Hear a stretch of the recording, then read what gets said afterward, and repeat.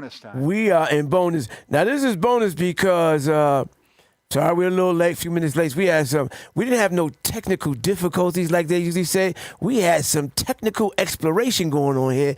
And now, as a result of exploration, and my ingenious producer, owner, host, co-host, and whatever else you want, every man about town, Richard Wicker, deciphered how we could have call-in. Because I had a couple of brothers upstate who said they want to call and tell their story. Because, nobody can tell their story better than the person themselves. So I just sent that number out to a few of you and a few of the brothers and their families so they can call in and express themselves. Because that's what, when we call this the home of the future, we talking about giving everybody a voice, because that's what the future is supposed to be. We're supposed to be about hearing, listening, and respecting everybody's voice, because all lives matter. For facts. And incarcerated lives matter too, just like Black lives matter. And we want your voice to matter. They always talking about the people incarcerated voiceless. Well, first of all, that's a misconception. They have a voice. It just hasn't been amplified out here. And I'm here to tell you, those days are over. We're going to amplify the voices of those incarcerated. And you, the audience, if you have any questions you want to ask. Because what comes up all the time is that, they're incarcerated, they did something wrong, which is not true, man. I can't express it no more than to say everybody in prison is not in there for something that they done. And because of these sentencing laws and parole, institutional drama and garbage that they throw around, it has become a thing where you can be in there and not have done anything. And don't let it be you be the one that it happened to, and then you'll be like, yeah, it does. Right now, you're skeptical. I can tell you, I know guys. I lived in that environment with people who have been exonerated since, some who are still fighting, and some who everybody knows, but seemingly the courts, that they didn't do it. And it's a travesty, but this isn't about justice anymore. As a matter of fact, let me back it up. It was never about justice. I'm just waiting for them to accept the stream, and we're going to shoot from, what we doing right here, this little chit-chat, to talking about the real business of what tonight is. It is a daunting time in this country, and I want the people, man, we going to talk, because I am hearing things from people that I shouldn't hear from people who have a strong faith. Should be people who have a knowledge that hard times, like good times, don't last always. That it may be cliche and it may be corny, but good generally triumphs over evil, and right balances out wrong. And I have no doubt or fear that in this case, as bad as it has gotten, and as much worse as it will get before some changes, we still going to survive this, man. Now we're going to survive this. I hope this will be a lesson to many of you who voted the wrong way or who did not vote at all. See, everybody's talking about the people who voted for this dude, right? But there were millions of you who didn't vote at all. And a non-vote for her is a vote for him. That's what it was. So you can say, I didn't vote for him, I didn't vote at all. Well, you were part of the problem. Hold up. We got a call coming in. I just told you we got this new thing going on, and for some reason now, slide it down. There you go. Woo! Here we go. I'm about to answer this call. Hello, caller. You're on the air. Who am I speaking to? What up, Tim? Who am I speaking to? Raynard, that's who you speaking to. Oh, Jesse, this is Run, Jesse, run. Oh, Jesse. I love you, Jesse, man. Jesse was my first caller, man. Let me tell you something. Y'all don't know who Jesse is, man, but that's my uncle. Y'all saw my uncle in the studio last week, blubbering, but I say that affectionately because he was hurting. That solitary confinement issue really impacted him, and so he was emoting up here, and now look who I got on his big brother, my big uncle, Jesse, Sugar Pop, by the way, Green. Sugar Pop Green, what's up, brother? Listen, I'm trying to break this thing down. You what's up, nephew? Thank you for chiming in. I didn't even get the show officially started, and you jumped on, man. That's how we do, man. We family hold each other down. This is what we should be doing. All day. Man, this is what we're day. supposed to be doing. We are the change we are the leaders in the change that the world needs and sees, man. And so we're going to exemplify that here on the Wright Report, Edutainment for the community. I got another call. Oh, no, that's a call on my regular phone. Ain't that nothing? And that's supposed to be a, hold on a minute. Hey, Dave. Dave. Hey, Dave. Yeah, Dave, I sent you a number if you want to call on the air. Can you, I sent it to your sister, your daughter. We can't do it like this. It's going to be too much static. So she got the number. Call me back on that. All right? Yeah. Susan, here it goes. Here it goes right now. Hey, everybody who's listening, this is the number to call in to the new and improved Wright Report, Edutainment for the community. And that call-in number is area code 716 202-8430. Let me say that again. 716-202-8430. Call me if you dare. If you dare. Call me if you dare. And definitely call me if you care. Hey, Pop. Yo. Yeah, man. Thank you, man, for chiming in. I didn't officially get the show started. I'm gonna get my little intro on.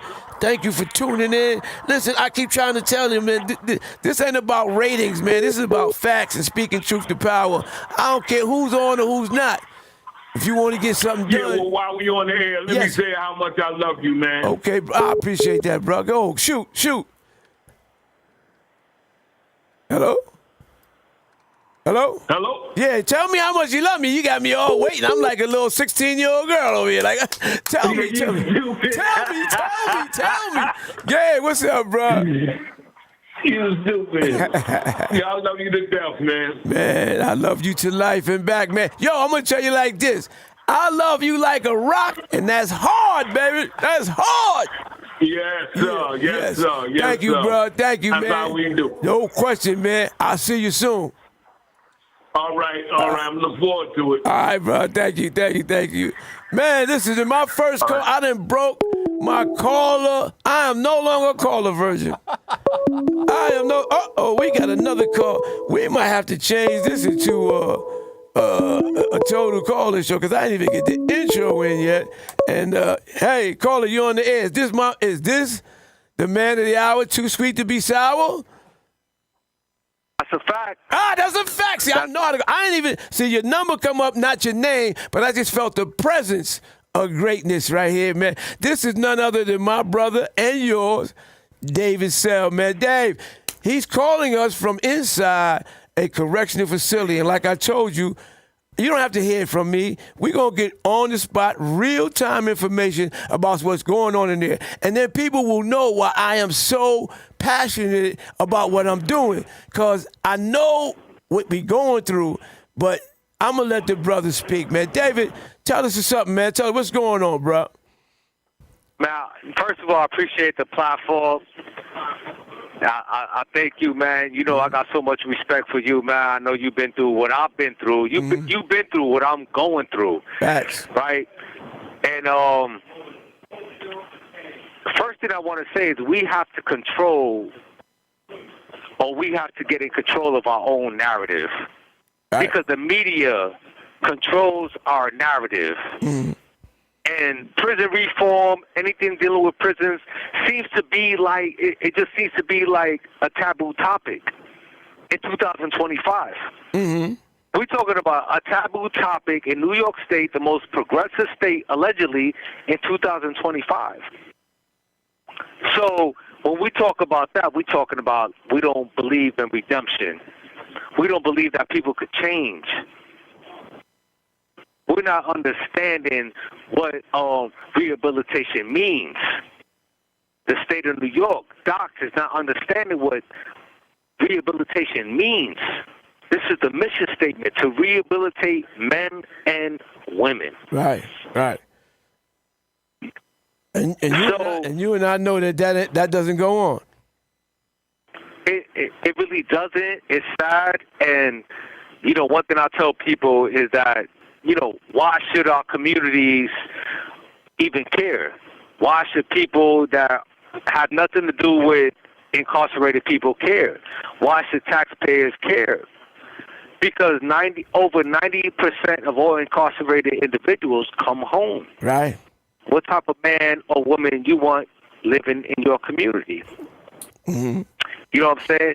And we're talking about, when I first came into the system in 1997, I've been incarcerated now for 29 years. Wow. Allegedly it was costing taxpayers, $28,000, $30,000 a year to house an incarcerated individual. Right. Now it's costing well over $1 million. Mm-hmm. And you got to ask yourself why. As a tax-paying citizen, you got to ask yourself why. Because they're promoting and they're giving more jobs in docks that are necessary. When I came to prison in 1997, 3 people ran the prison. Superintendent, depot security, depot programs. Now you have 12 people running the prison. Wow. What does that mean? More taxpayer dollars. Yeah. Deputy commissioners. It went from maybe 5 to 20 now, to 30 now. More taxpayer dollars. Mm-hmm. It's not that we're getting more clothes and we're getting more food and we're getting the medical aid. It's because they're employing more people for whatever reason, political reasons or whatever. They're employing more people in docks, and it's not necessary. Especially when the population has dropped precipitously, more than in half in the last decade or so.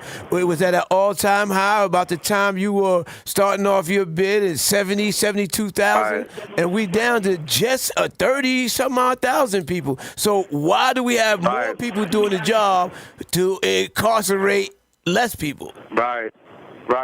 So when I first came into the state under the Pataki regime, we're talking about 78,000 incarcerated individuals, and you're right, we're down to under 40,000. Yes, 30-something, 33, 34, yeah. Yeah. So why is the cost to incarcerated individual, and I think this is what people don't understand. Uh-huh. The cost to incarcerated individual is not contingent on like what we're giving them and the food, because the food is worse than it was in 1993. We're down to the soy diet that's costing each individual maybe less than $1 a meal, right? Yeah. So what it has to do with the employment. We're employing people who don't need to be employed. At salaries that are crazy, too. No, listen, I actually had the roster for docs in my cell, and I was adding it up, and I said, you know what, I can't add it up. It's just ridiculous. I had the roster for central office in my cell. Right. And I said, this is crazy. Yeah, this is crazy. After you run out of fingers and toes, it gets too high, man. That's too high after that. It's just, and this is why, there's such a negative narrative about incarcerated individuals, right? Mainly because this is what a lot of politicians promote. Tough on crime wins elections. Tough on crime wins elections. So every time we come to these election years, there's no bills being passed that benefit the ones that are worthy in our correctional facilities, right? Right. And we get to a point where there's such a negative reaction towards the incarcerated, to the point where it just feels like, and I speak to a lot of people, it feels like we're hated. Right. That's the first time I ever heard that from a lot of people in prison. I feel like I'm hated by society. Why? Because, like you said, because the narrative that they're given, I would, if I didn't live and know and experience what I did, I might have that same disposition, because the narrative is that black on black crime, we eat our own, we're animals, we're savages, we can't hold jobs, and we all on welfare. Let me tell you something real quick. They keep talking about we all on welfare. The people that will suffer the most by this SNAP deficit that's going to start on November 1st are not black people. There are more white people on Social Security, more white people on SNAP and all and MEBT than anything. They're the ones going to hurt. But the picture of poverty, the picture of people on welfare is the picture of black people. It's like the picture of us is the picture of crime. When white people commit more crime in this country than we could ever commit. Yeah, bro, I'm sorry, I just had to say that. Right. I mean, and that's the truth. That that's statistics. Like, that's the truth. And you have so many people that complain about welfare and SNAP and this, that, and the third. But guess what? It's put in place for a reason.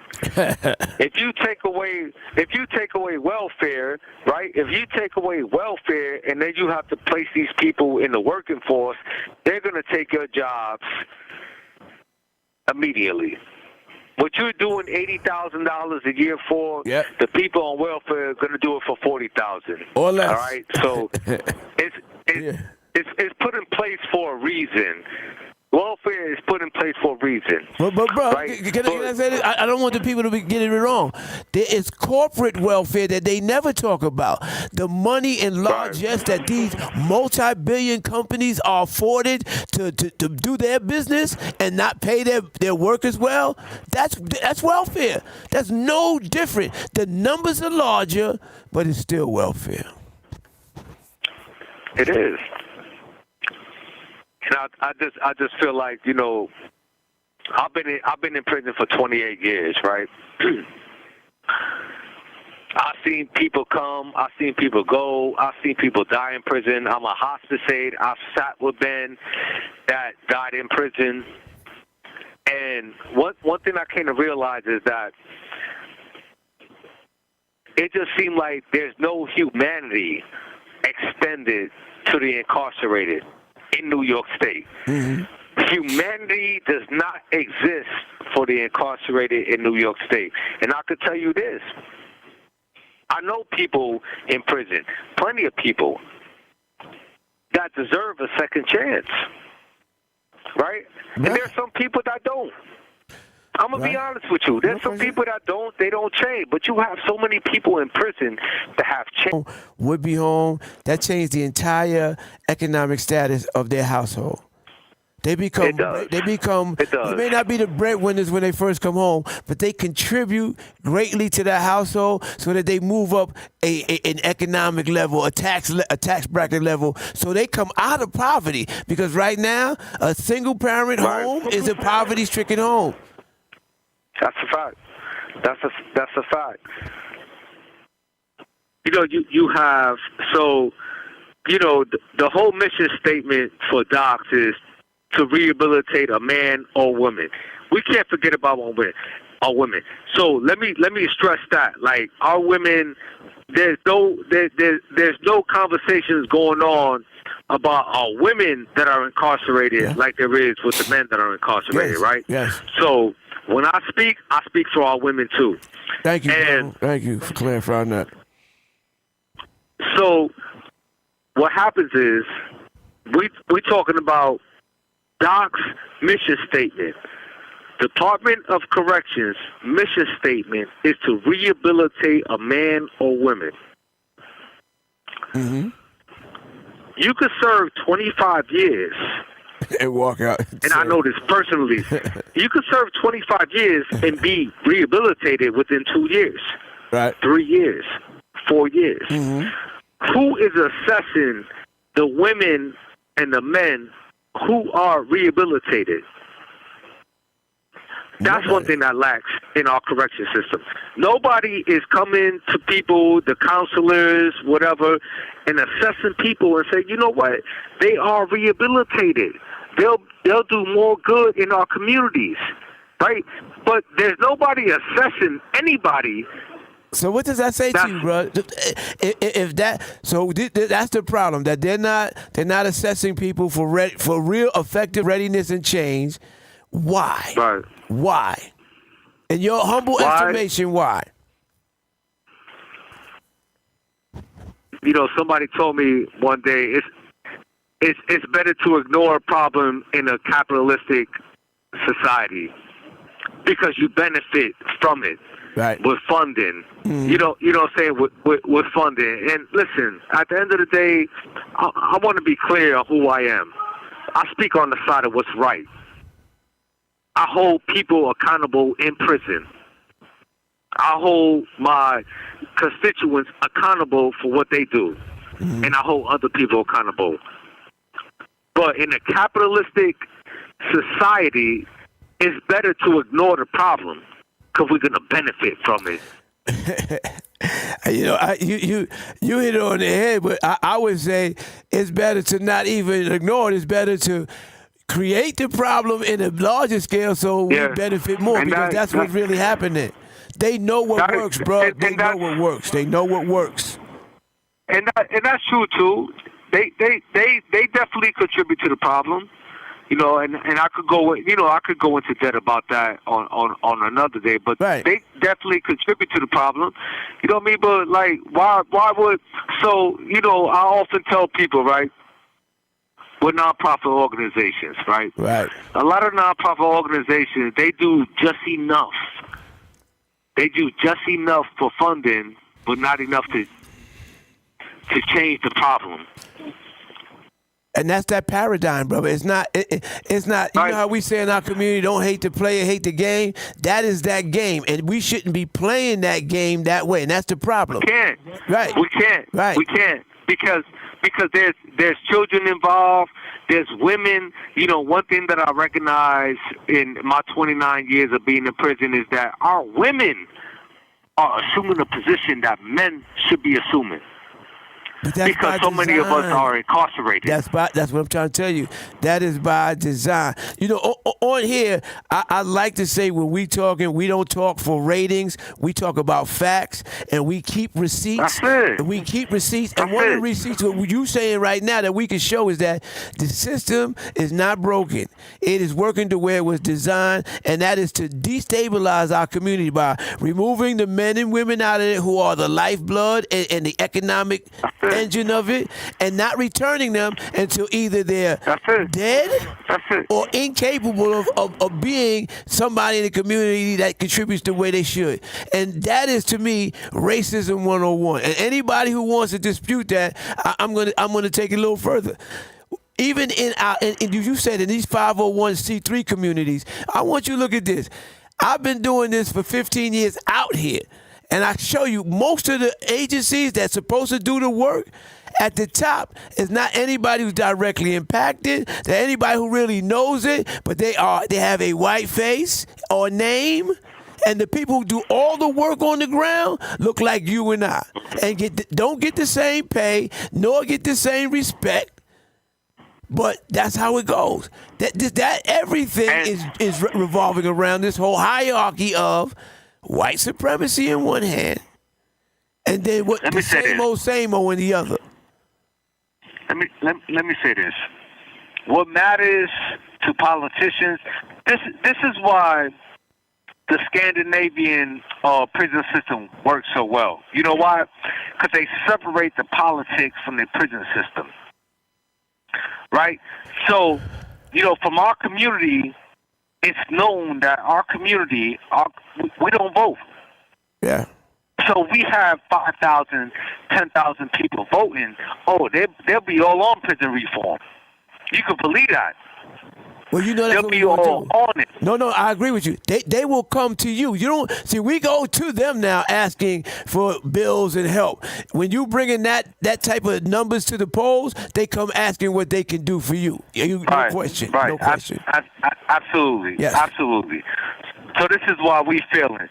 You know, and I tell a lot of people, like, you know, when I first came into the system, there was only two taboo topics: and we're talking about 1997, right? There was only 2 taboo topics: gay rights, prison reform. There's only one taboo topic now, and that's prison reform. Amen, bro. You laid that down. Yes. There's only one now because the LGBTQ plus community has done a stellar job in controlling the narrative, taking it away from those who would cast them as so bad, like they cast us as incarcerated people.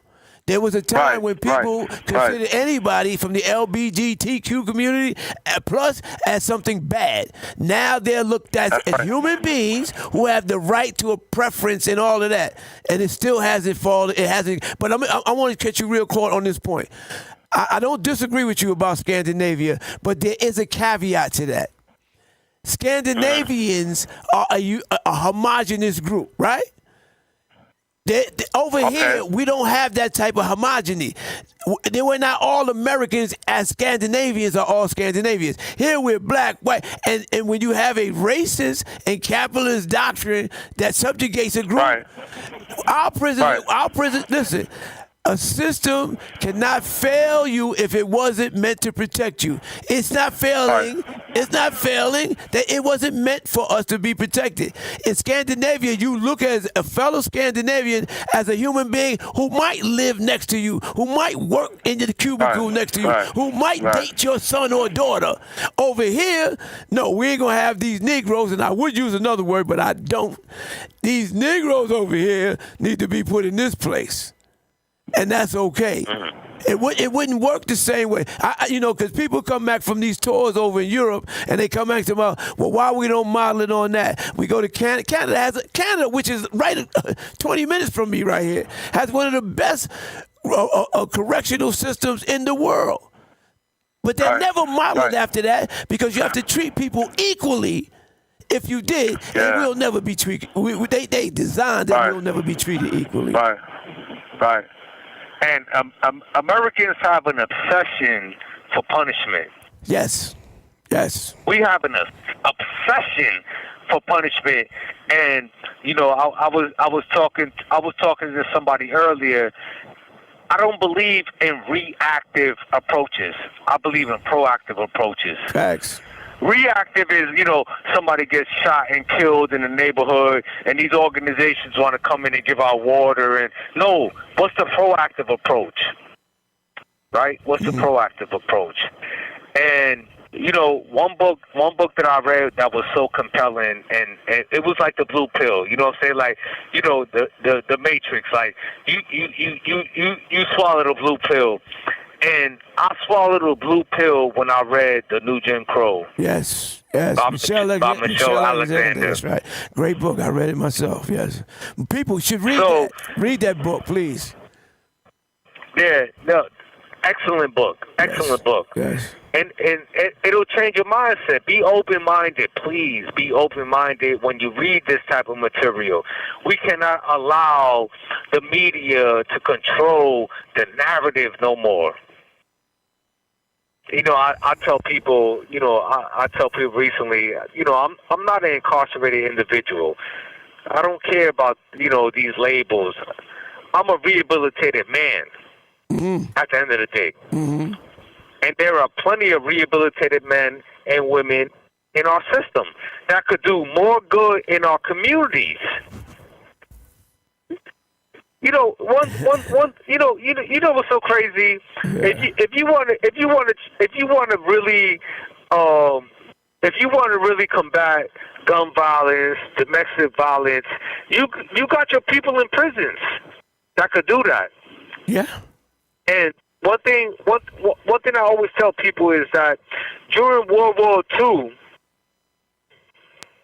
the government knew how important these ports were in New York City, and they put the mafia on the payroll. Yeah. Lucky Luciano, they got him out of prison to make sure that these ports, we got all the materials we needed in these ports, come through these ports to win this war. Lucky Luciano, they got him out of prison. Well, yeah, they love it. They love Make sure. they love their criminals as long as they don't look like us, man. What are you talking about? They listen. This is what I'm saying. This is a criminal culture where they idolize, Machine Gun Kelly and Al Capone, but what we in that same vein, we are the scum of the earth. We are the worst of it. You had what? Hold up. This just came in, y'all. This just came in. This is hot breaking news. For last week's show, we had 350 viewers. Now, I'm going to tell you this. I believe in not ratings, but giving out facts and information. So for all of you who've been tuning in, man, I really appreciate it. Don't think we doing this for any other reason than to educate our community. The brother just said the biggest problem we got is controlling narrative. That's why we got no TV or real radio or any of the newspapers and stuff like that, because they know that the narrative is told through that, and it subliminally seduces you to believing that that's the truth and that's the facts. That's why we got Think Twice Radio, an independent station, with the home of the future, because that's what you got to be, independent. That's why Richard Wicker is such a jewel, and that's why we have the Wright Report, where we're going to tell you without commercial interruption, without commercial sponsorship, we are beholden to nobody but each other, you and I. I'm here for you, and you here for me, and this is how that movement going to go, and we're going to free these brothers like David Sell, because we need them in our community. They don't want you out here because they know you're not coming to their community to help theirs, because they don't need the help that we need. So I know you're not. I know you're not wary about saying what's facts or not. But the fact of the matter is that the chief proponent behind this is racism, man. They don't want to bring us home, because if you stop these young men from shooting each other and gang banging and all the stuff that bring them to jail, then when you're taking money out of somebody's pocket. Yeah. And I don't believe in. See, about this country is about property over people. And so they don't care about that. I have to make a station identification here, though, because I did. Stay with right there, bro. Stay right there.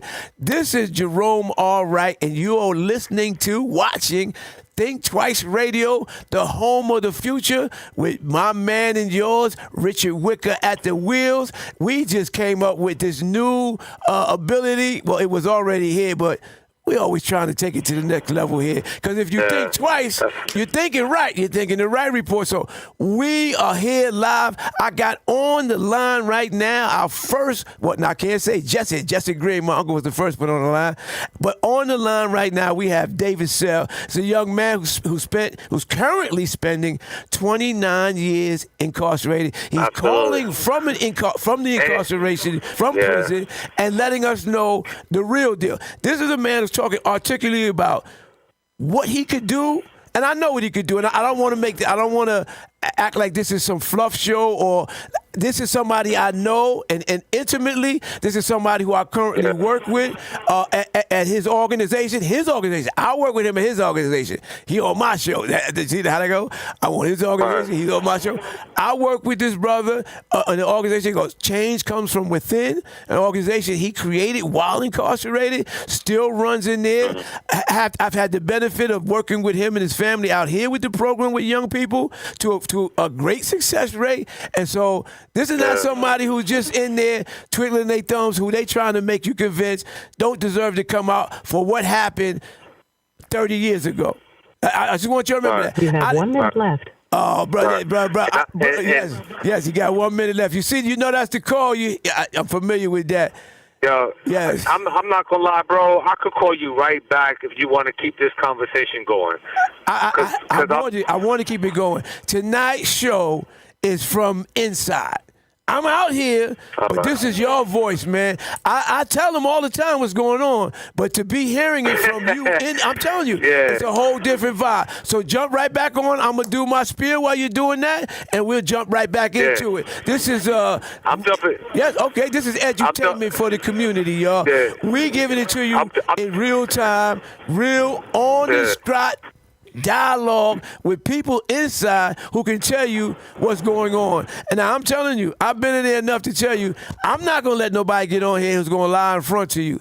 What this brother's talking about, what this brother's talking about is facts. I want you to hear it from him because things do change. Goodbye. Things do change. And obviously, some changes have happened, but it's gotten worse in there. It's not gotten better. I see you teaching that part, that's my girl. But the family showed up. But let me tell you, we got 350 viewers last week. I don't know what we're going to get tonight. Like I said, I'm not going for numbers, but it's always good to know somebody's listening to what you're trying to get across. So I appreciate y'all for tuning in, man. We got work to do, and we need a platform that we can talk about it, strategize about it, mobilize about it, and then put the work in. And that's what we try. That's what we're going to do. We got a movement afoot to change the dynamics of what's going on, at least in our own community. We can't change the world, can't change the state, but where we rest our heads and where our families have to live and work should be better than what they are now. And we're going to make sure they get better. And them brothers and sisters who are in prison, who for whatever reason got there, who for whatever reason may have deserved to have been there, but who have changed, rehabilitated, habilitated, and can become out here, become a contributing member. Listen, let me say something before this brother jump back on, so you know that I know what I'm telling you. I was in there for 30 years myself, 1979 to 2009. And while I was in there, I embarked on making myself grow and be better, like David is doing, like hundreds of guys are doing. I am no anomaly, and I am no exception to the rule. Mark that.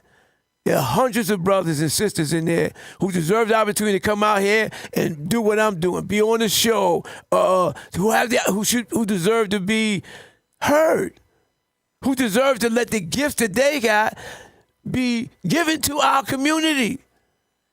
We ain't asking them to come home and live in your house, in your area. If you don't want them, we'll take them. But let these people go, man. My brother, you on? Oh, man, I missed it. He called back, and I'm running my mouth. He'll call right back. But that's why I say incarcerated people's lives matter, too. I was incarcerated, man. My life mattered then. It matters just as much now. And those brothers and sisters, I'm not going to say I made a mistake. I made a grievous decision and choice. Yes, I did. Grievous. But like the Lord says, he who without sin cast the first stone. You got people who cause death and destruction in the millions, in the hundreds, and the thousands. And they are not as vilified as the black man and woman in this country who may or may not have committed a crime. I believe, like Malcolm said, it is not a crime to have committed a crime. The crime is only when you become a criminal. That means your crime is your life. Some people did that to survive, to put food on their tables. You know why? Not because they didn't want to work, not because they couldn't work, because y'all didn't give them a job that they could work.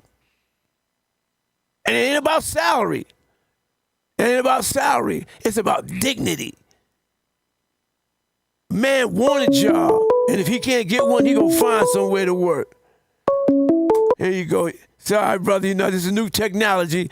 I'm trying to get it right, but I got you back. Thanks for coming back. Let's pick up where we left off, man. You think that the parole changes that are being proposed are going to be any benefit to the system as it now stands? Say that again, Brody. Okay, the parole changes that they're proposing, that they haven't even.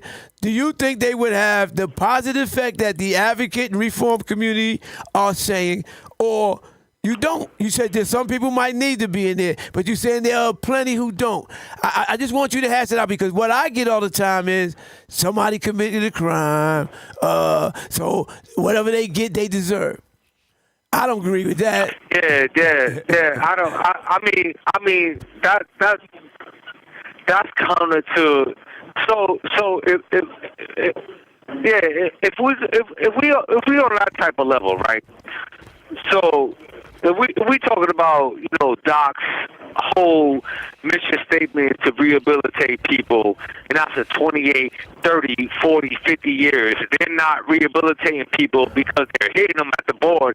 That means our system is failing us. Yeah. That's first and foremost. Yeah, no doubt. So it just seems like the nature of the crime, that has to change. That language has to change. Because the nature of the crime is not who this man may be today. Right. As opposed to 28, 30, 40, 50 years ago. You know what I mean? Mm-hmm. And, it's too political. Well, I'm going to tell you, people will say you only saying that because you're in that position. And before you say something about it, I want to say personally, I am not only the perpetrator of a murder, I'm also the victim of a murder. Right. My son was murdered. Right. So I have the unfortunate but unique position to see it from both sides. Right. And I say what you say, that even though I lost somebody under those circumstances, I don't feel. What I would want to know is that when and if they get caught and they get prosecuted and go to prison, that when they come out, my son's life loss gave value to this man to give back to the community or give back to life. That's about as close to justice as I feel we could get. But I'm not going to say, well, because you killed mine, you need the death penalty and you never come home. But I'm going to advocate for somebody else in a similar situation. Yeah. That's hypocrisy that I don't subscribe to. So, it don't make it right, bro. Like we come up in a culture where, murder and drugs and incarceration is our norm, right? That's our norm. Yes. Sad to say, but this is all we see around us. I mean, I've had 6 childhood, friends that I grew up with that were murdered. Right. That was my norm. Seeing other people get locked up. That's our norm. Selling drugs to get out of poverty is our norm. It don't make it all right. Right. It don't make it right, bro. Right? It don't make it right. So it was our norm. And like you, I'm on both ends of gun violence. Right. Right. I was convicted of killing a 23-year-old man, and I lost my brother to gun violence. Yes. I lost a nephew to gun violence, and I lost my first cousin to gun violence. Right. And me being in the middle of that and seeing my mother mourn and seeing my sister mourn made me realize how much pain I caused to a family. I'm gonna be honest with you, and I started praying for that family, right? And it's just like at that point I said, you know what? I have to do something to change this. Like we gotta change this, man. If I'm a credible messenger and I can reach back and I can reach out to my community, then that's what I'm gonna do. As an individual who was convicted of murder and suffered, and was on the other side of gun violence, get back to my community and do what I need to do. So I feel you. I know you're going to do that. I am praying myself every day that you get out there, because I know you would be walking side by side with me to do what you're doing in there right now, which is what needs to be done. But that begs the question is, why won't they let somebody like you out? Why would they continue to deny people? And it's because the system is set up to that. They will let a guy go who has done 10 2-year crimes in a row, because they know one, that he gonna come back, 2, he ain't learned nothing, and 3, that the system is working the way they planned it. So, this is my answer to that. Why aren't the men and women who statistically, on paper, have the lowest recidivism rate. We're talking about people convicted of second-degree murder, manslaughter, people that have spent 15 years and more in prison. Why aren't they being released to the communities? Because they hold that boogeyman narrative up to the community. That you're nothing but an animal, regardless of the circumstances of the case, regardless actually of your guilt or real innocence, because it's part of the systemic and institutionalized racism. And I don't care what people get tired of me saying this and pulling the race card. I'm going to show you the ultimate race card. I remember when growing up, when the ace of spades was the highest card in the deck. You know what racism did? Now you got the two of clubs and the two of diamonds and the big joker, little joker, and whoever else want to make a joke about it. That's how racism is so insidious. It goes down to the games that we enjoy to play. Spades ain't even the same, because the high spade ain't the high spade no more, because racism done watered them down. So now we got the deuce of diamonds could beat the ace of spades, and the deuce of... That's what... So you can laugh about that, but let me tell you something. Things small add up to those larger things that we're dealing with, and this is racism. And if you don't think you're racist, think about the fact if you grew up in this country from pre-K to 12th grade, you learn nothing but a bunch of lies that make you have a racist mentality, even if you don't believe in it. If you believe that Christopher Columbus discovered America, you believe that Thanksgiving is the time when everybody was happy when they wasn't committing genocide. If you believe that Christmas is that Jesus wasn't black, if you lie, I tell you, before you can be set free, you gotta exercise the lies that have hold you hostage. And we got so many of them. Like incarcerated people don't matter. Like people like David Sell and David McCleary and others don't deserve another chance in life when they've shown under the harshest of circumstances that they're more human than the animals you paint them out to be. And I would tell people that, you know, I don't try to make it a racial thing, man. But just do your research. You know what I'm saying? Like, really, just do your research on what's going on in our system. You know why people, like, you know, and I really don't try to use myself as an example.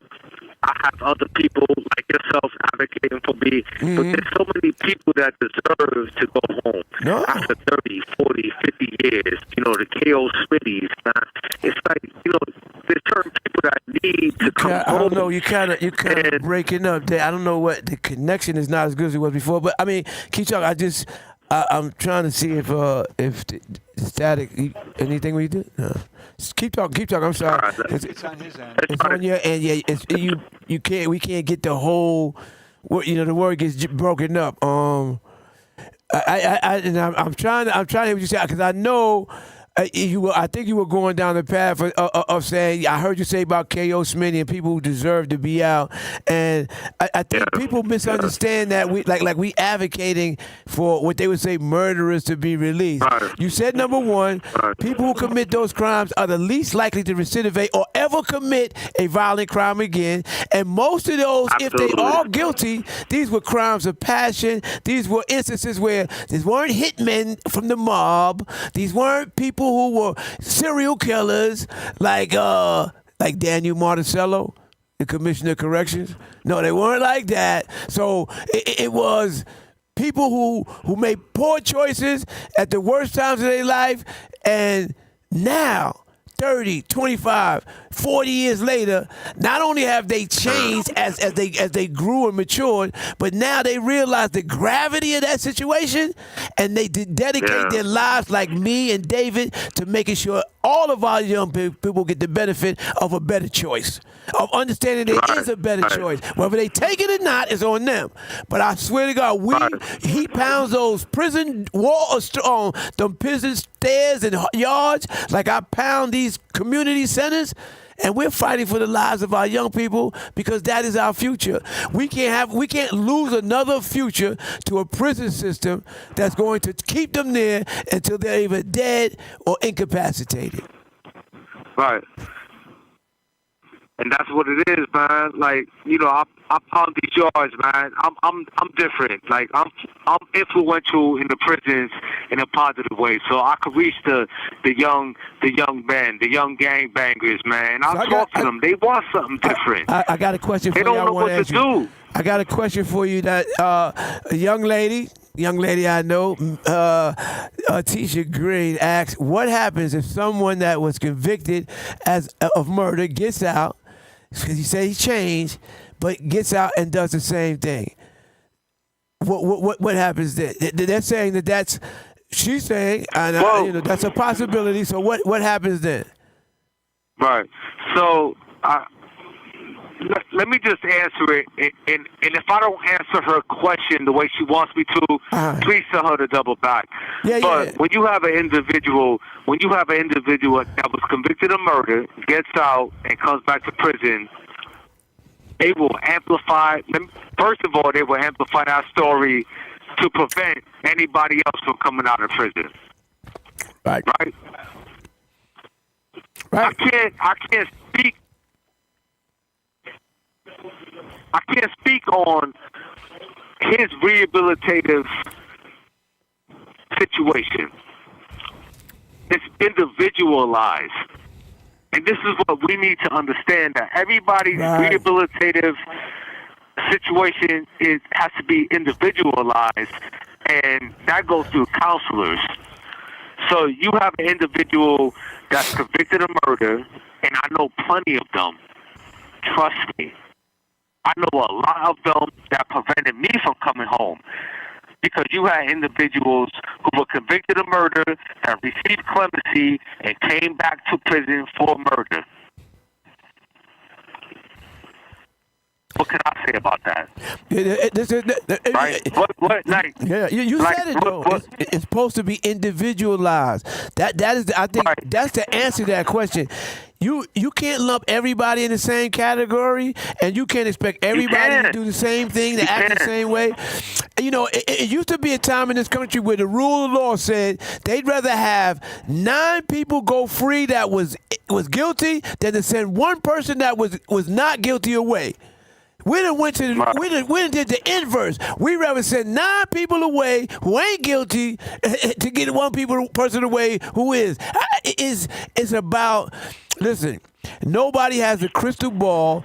Even Miss Cleo tried it. It didn't work. Nobody's got a crystal ball to say what's going to happen 10 years down the line for somebody to get out. Nobody knows the context and circumstances of why that may have happened.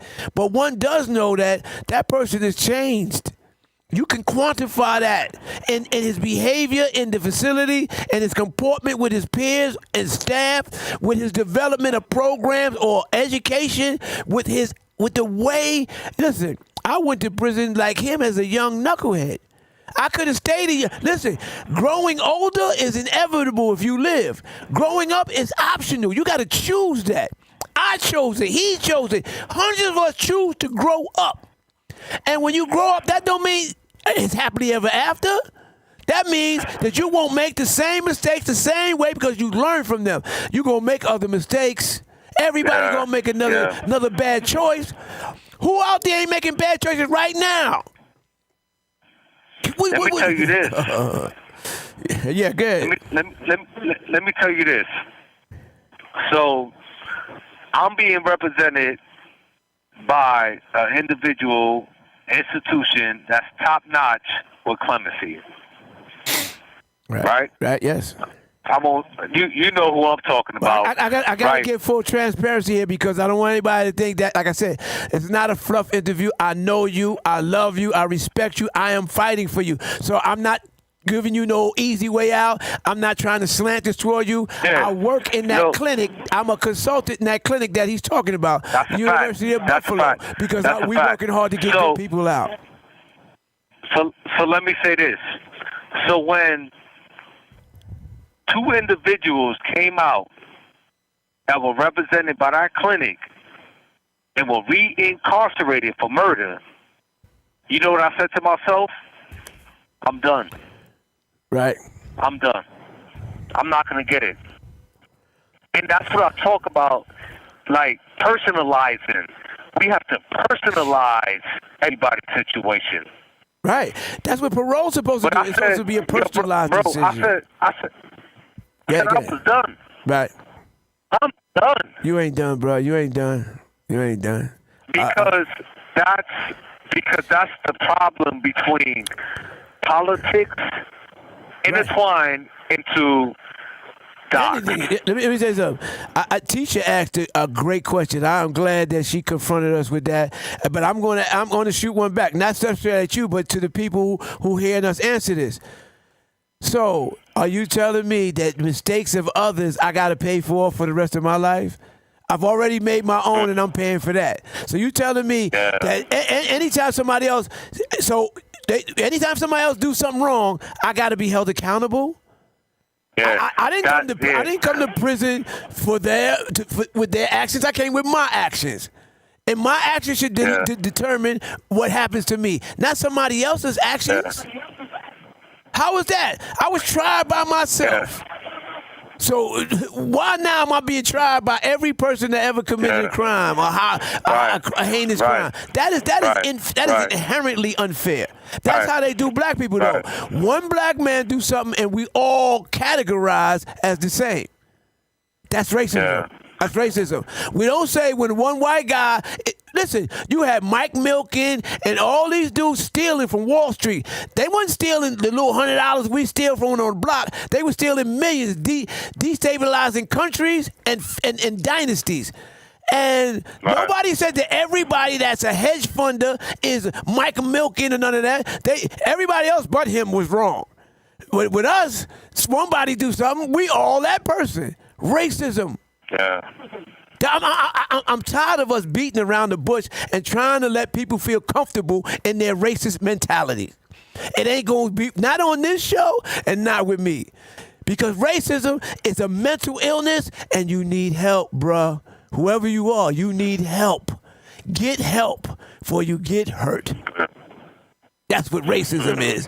You don't lump all, you got the most serial killers in this country are white people. Do you see? They don't. The thousands of brothers who out here doing good now, Stave.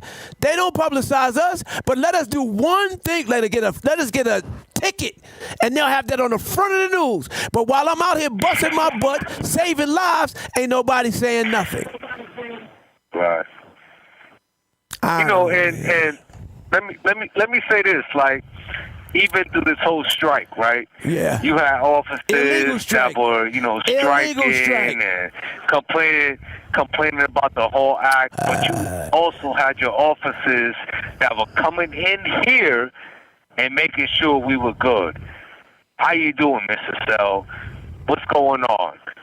So I'm able to separate the two. Right. Right. I can't be mad at every correctional officer. I like that every analogy. Correctional officer is not a piece of crap. Right. You know what I'm saying? Like. Right. I like that analogy, bro. Just like every black young man ain't a criminal, like that Cheetos looking guy said a couple of weeks ago that we gonna be criminals and born in nobody's born a criminal. He don't know nothing anyway, but nobody's born a criminal. Nobody. Man. Thank you, brother, for that analogy. Listen what you're saying. Go ahead. Listen. At the end of the day, man, like I'm definitely the type of man that holds everybody accountable, even my constituents. If they wrong, they wrong. If you right, you right. COs, my constituents, my family members, you right, you right. You wrong, you wrong. You know what I mean? So, we don't get that. We don't get that in the higher ups because it's all political. Okay, how many votes am I? Let me be clear. I'm gonna say this. Kathy Hochul is not for the prison population. At all. At all. She vetoed too many bills that was passed that would have helped us out, especially innocent people. She vetoed the bills. Let's be clear on that.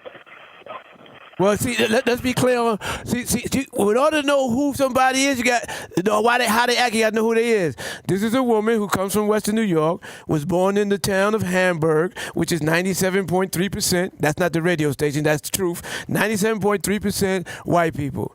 So what exposure does she have to people from other ethnic backgrounds, from other life experiences? So she can't have no affinity or love or respect for us because you don't even know who the hell we are. You don't know. You came from yeah, go ahead, bro. Go ahead. And you know what? All we asking for, bro, is humanity. Extend humanity into the prison system. That's it. We're not asking for no special favors. Extend humanity into the prison system. Because we've been through this, through the COVID epidemic. I've seen men cry in here. We can't get the 55 bill passed. We can't get that passed. We didn't get the Montgomery bill passed. You was probably still in prison. You was in prison when the Montgomery bill was. That's right. I waited every year for that. Every year they came to the legislature with it, and yeah. So, listen, and I tell people, I'm tired of talking. Jerome, yes. I'm tired of talking. You know who I want to talk? Yeah. My family, my daughters, my sons, my mother, my father, my grandchildren. That's who I want to talk for me. I don't want to talk no more. Okay. Because nobody cares about me. You're right. And brother, this is what I'm telling you. I'm telling you right now because we getting to the end of the show. And I want to make sure you get this, and I want to make sure your family know this. I know your family, some of them, and I'm telling them that they have an open invitation anytime to come and sit down with me on the Wright Report, Edutainment for the community, and share their pain, share their perspective, and share their power. Anytime. And anybody can do that. This is our platform. This is not my... Listen, I don't come in here with no set agenda. This is what I'm going to do, and this is how I come here. I am not just for the people and with the people. I am the people. So I want us to build this movement, and I want to build this so that brothers like yourself can come home, join us, and help us. All we want, listen, y'all don't have to be afraid about letting them come home. He only work in our community. You ain't got to worry about him bothering you with anything, because we got enough work in our community to get done that you won't see his face in yours. How about that? Will that work for you? Absolutely. Because we got work to do in our community. We ain't got time to be looking in yours or worrying about yours, because we got too much work to do in ours. But we need our brothers home, man. These young men and women, and it's not just young men, because everybody say, you're right, they focus on the men.